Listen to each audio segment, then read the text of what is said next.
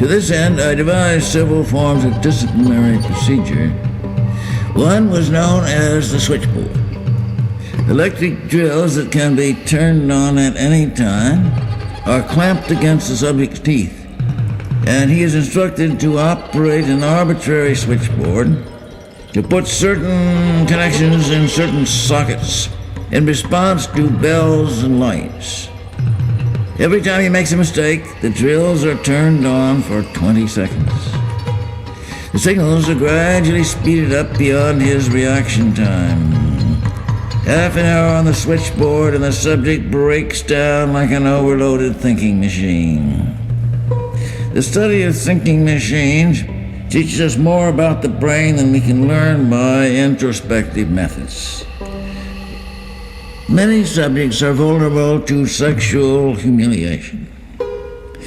Negative stimulation with aphrodisiacs, a constant supervision to embarrass subject and prevent relief of masturbation.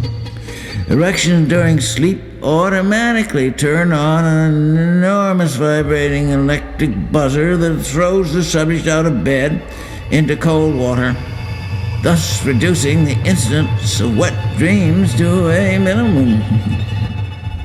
Kicks to hypnotize a priest and tell him he's about to consummate a hypostatic union with the lamb, then steer a randy old sheep up his ass.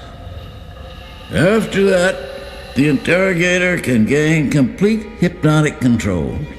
The subject will come at his whistle, shit on the floor if he but say, "Open sesame." Needless to say, the sex humiliation angle is contraindicated for overt homosexuals. I mean, let's keep our eye on the ball here and remember the old party line. Never know who's listening in. I recall this one kid I conditioned to shit at sight of me. Then I wash his ass and screw him. It was real tasty, and he was a lovely fella too. And sometimes a subject will burst into boyish tears because he can't keep from ejaculating when we screw him. Well, as you can plainly see, the possibilities are endless, like meandering paths in a great, big, beautiful garden. The subject will come at his whistle, shit on the floor if he but say, "Open sesame." We must never forget our glorious Samian heritage. Doc Brubeck was party at a second part.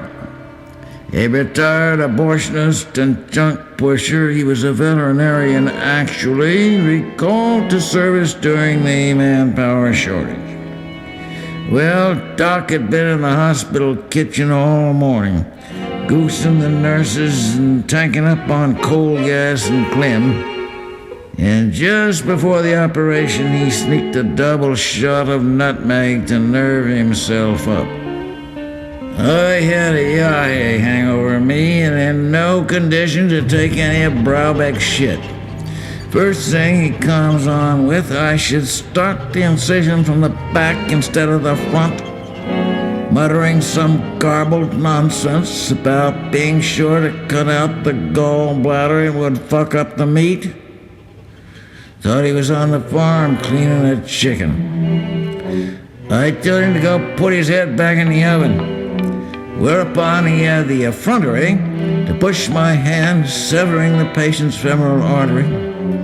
Blood spurted up and blinded the anesthetist, who ran out through the hole screaming.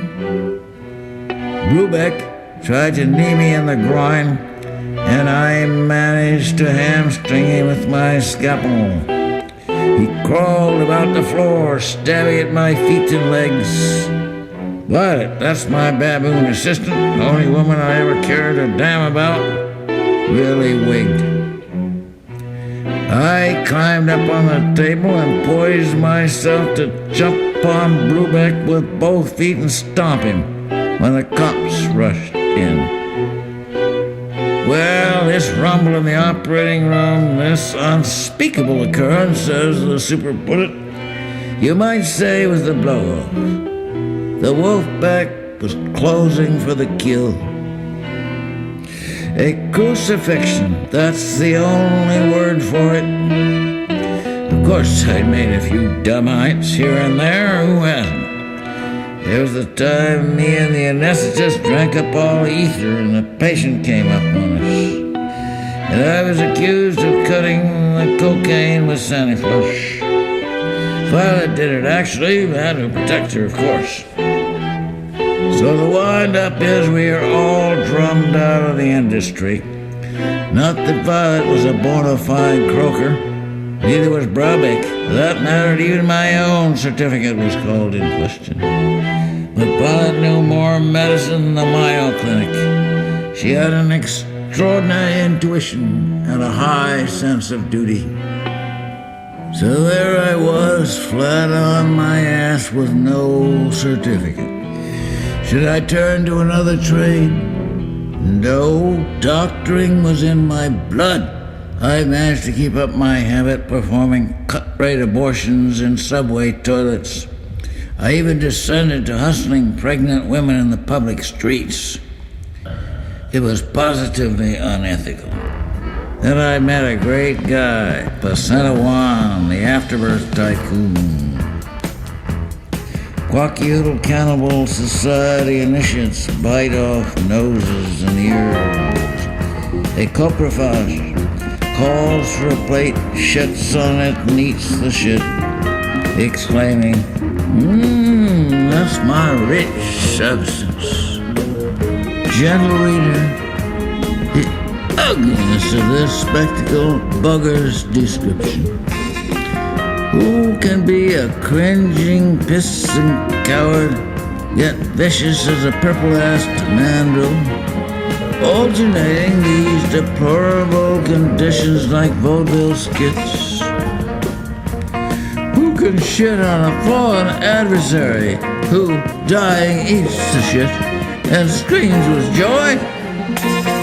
Who can hang a weak passive and catch your sperm in mouth like a vicious dog? Gentle reader, I fain would spare you this, but my pen hath its will like the ancient mariner. Oh Christ, what a scene is this!